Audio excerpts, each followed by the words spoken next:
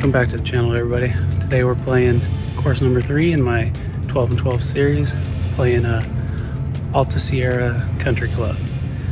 It is a country club, but they do have tee times open to the public, so I booked mine through GolfNow. Looks to be a pretty hilly course. I'm going to attempt to walk it.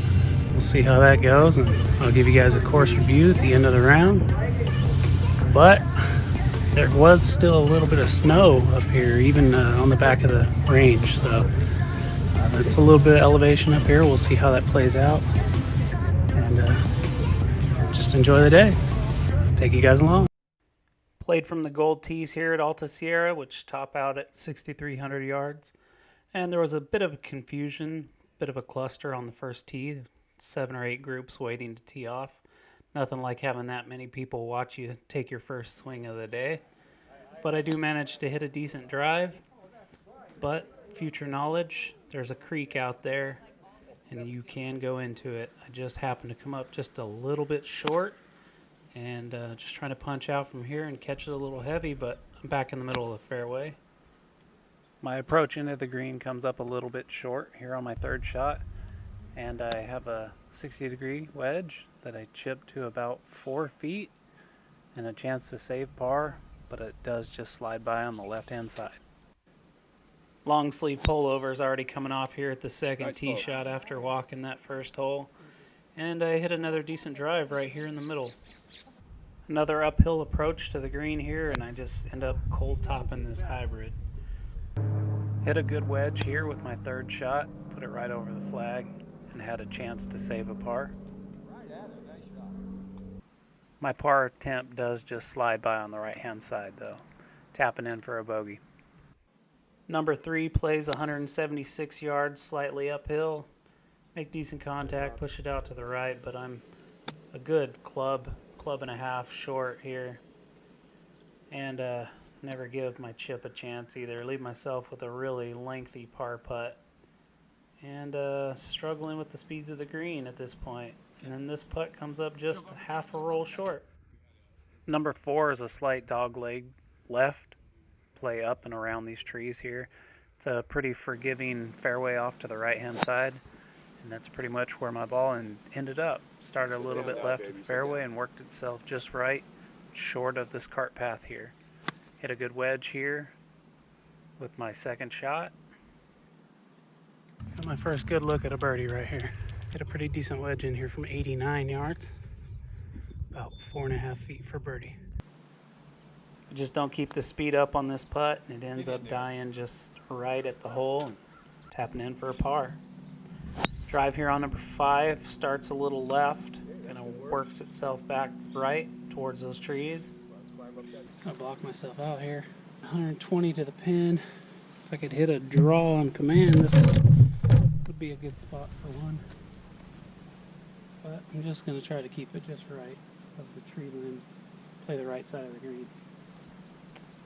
Hit a little punch shot here under the trees, but I do come up well short of the green and hit a terrible wedge from here over the back of the green. Nice backspin. Pulled the string on that one. Wow. Textbook. Hit a good shot from back there with my wedge, but was unable to capitalize. End up tapping in here for a double bogey. What's that? This is going to be a tough hole for you. I know. That's right. I'm just going to start on the left edge of the trees and work it right back in the middle. Come on. Come on. Just like you called it. Nice. Literally, exactly Nice. as you said. Yeah. Thank you. Hit a good 3-wood here with my second shot. Started up on the left-hand side of the fairway, worked right back into the middle, and then takes a hard right turn off the fairway. Ends up right of the cart path here, hitting a wedge up over a tree. Does go a little long. Make a good chip here, but it does curl just off to the right. I do have a chance to save a par, and just slides by. Another little slippery putt that I miss. Tapping in for a bogey. Number 7's a slight downhill par 3. It's guarded on the left-hand side by a big pine tree. Don't make the cleanest contact on this. Comes up a little bit short, but right in line with the flag. Trying to rely on my short game here and get up and down for a par. My wedge does end up rolling out to about 7 or 8 feet and have a chance for a par, but just never get it on line, tapping in for a bogey. Yes. Looks like I hit this little speed slot because I didn't think I hit it this far. Yeah, if you get your drive out there far enough, everything starts to feed down towards this hole. I don't make the cleanest of contact here with my second shot, but again, with that severe downslope, it just kind of kept feeding down towards the hole. Left myself just short of the green, and able to chip it up here close with my 60-degree wedge and make the par putt.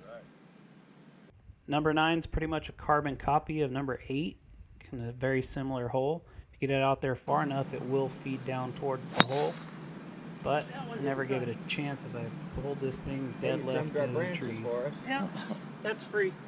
End up struggling to advance this ball very far out of the pine straw. Kind of still stuck on the side of the hill here. And just using a hybrid to kind of punch it down. Let the slope feed it down towards the green there.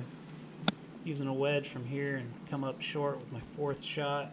And have a really lengthy bogey putt here. And blow it past the hole a good couple feet. Able to convert the double there. Little mid-course update. Finished the front 9 pretty bad.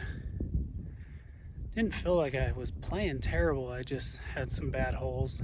Got in some bad positions. Again, new course knowledge is pretty key. This course is kicking my butt. It's pretty hilly. It's a lot like Apple Mountain, maybe not quite as hilly. But it's been a challenge. Let's see if we can turn it around on the back 9 here. Hole number 10 has a little bit of a narrow fairway here. Slight dog leg left up the hill. I don't hit a very good drive here. Kind of push it out to the right. End up in the pine straw. Uphill into the wind. Off the pine straw.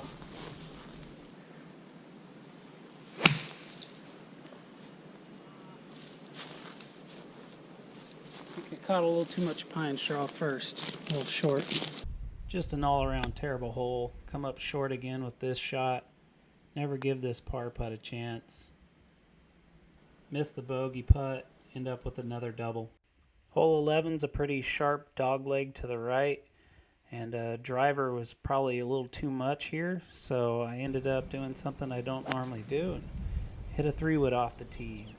Still end up pushing it right, end up locked out under the trees again. Using an 8-iron here to try to keep it low and put it through the uprights there. Tug that 8-iron to the left here. Let's see if we can get up and down. Be good. Alright, we have a chance. Still have a par putt here from about 10 or 12 feet. And I do catch a little piece of the hole, but end up missing it. Hole 12 was probably my favorite hole on this course. Downhill par 3, water long. Hit a solid shot here, literally right over the flagstick. Looked good from the tee box, but it was a touch long.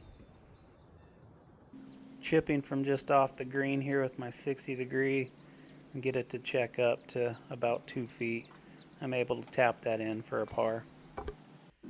Bit of a narrow driving window here on number 13. End up hitting a low bullet up the left-hand side, but you do want to favor the right on this hole. You got to keep this pitching wedge right of that big tree right there. Play the right side of the green here. Kind of left myself in another bad position.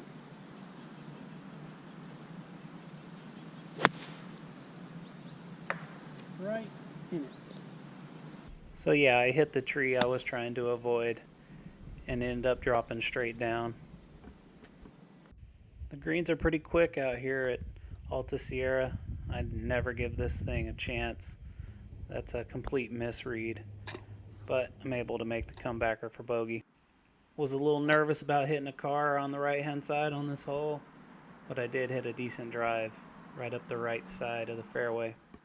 Just using a hybrid here to lay up, give myself a good wedge distance in for my third shot. Myself in another bad position. I'm blocked out by this tree. Got to try to lift a big wedge over it.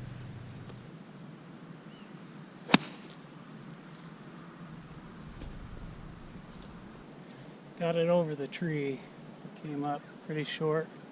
Still have an opportunity to get up and down for par. Let's put one close.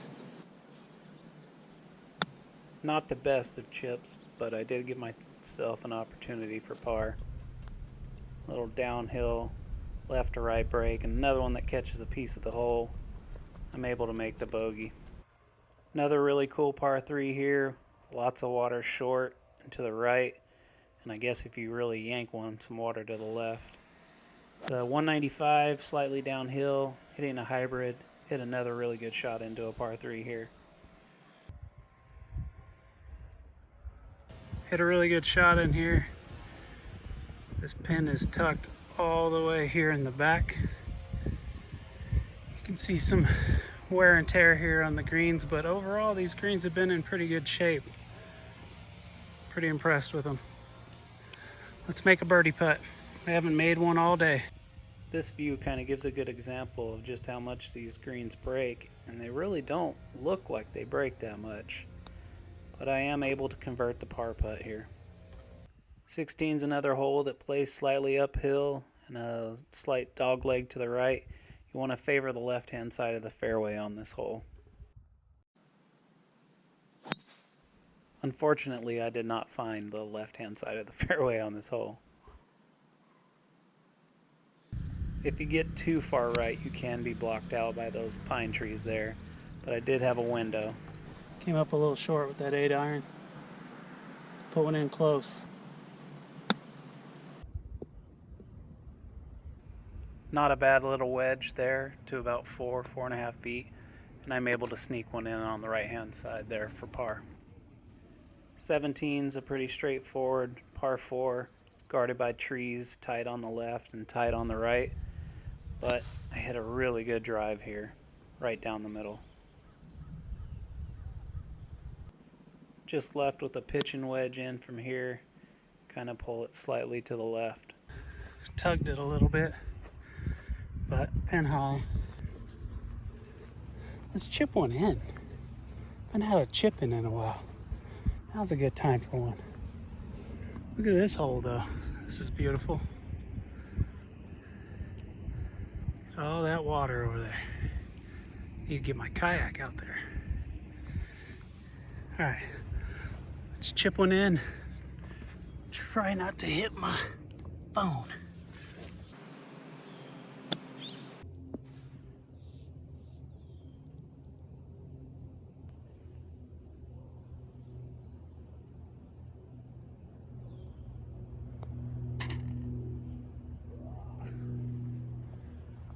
Can't be mad with a par, but I want a birdie. It's been a tough round. These greens are tough though. They're pretty quick, a lot of break to them, a lot of slope. It's been a fun round out here. It's been kicking my butt, but it's been fun. You start with a par 5 and you end with a par 5 out here at Alta Sierra. And this par 5 kind of bends right around this lake here, kind of out towards where those carts are. Let's finish with a birdie on this par 5. I've had a nice little stretch here of pars, so let's finish with a birdie. Was a little nervous with all that water to the right, but it never really came into play. I hit a good drive here. From the tee box, it looked like the play was to cut as much of this corner off as possible. But what ends up happening when you do that, because I hit a good drive right here, you end up blocked out by these trees. The green is kind of over that hill there. So really, the better play would be to play it out there by that big tree right there. So, future knowledge next time I come here. But I still should be able to work a fade around these trees. So hopefully, that's the time when I want my ball to fade. It probably won't, but we'll see what happens. After taking a second look at it, I decided to lay up with a 7-iron. laid up with that 7-iron and now left myself with a good little wedge in here. 110 yards. It's pulling close, end with a birdie.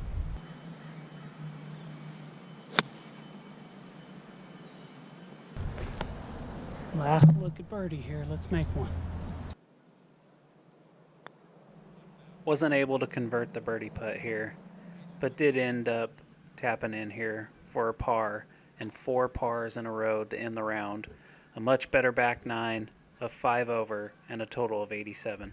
Well, just finished up out here at Alta Sierra Country Club up in Grass Valley. Tough course. This course kicked my butt. The walking really took its toll. I'm exhausted. It's a very hilly course. I would call it Apple Mountain's little sister.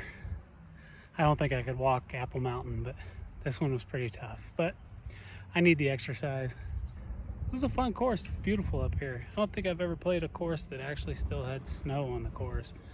So that was kind of cool. Fairways are pretty forgiving. Tee boxes, they had some wear and tear, but it's to be expected. The greens were really quick, really good shape. I kind of just misread the break in these a lot. They break pretty hard and it doesn't even really look like it.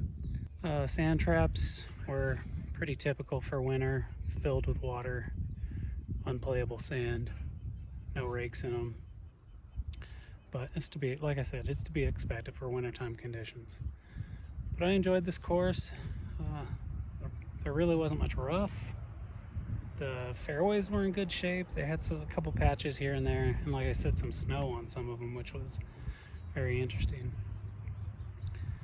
But I enjoyed it. If you're up in this area, definitely check it out. Normally when I'm up in this area, I play Dark Horse, and I don't think I'd rank it quite up there with Dark Horse, or Apple Mountain, but it's close. It's a decent course. I'd play it again. I'd probably give it maybe a 6 out of 10. So thanks for watching. Remember, if you liked the video, hit that like button down below. Subscribe if you haven't. And we'll catch you on the next 12 and 12. Thank you.